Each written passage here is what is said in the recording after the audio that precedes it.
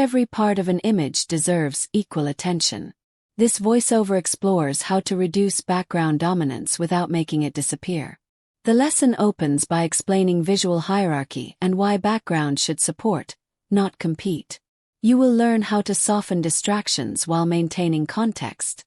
The teaching approach is strategic, helping you decide what deserves focus and what should quietly recede. The takeaway is cleaner compositions that feel intentional.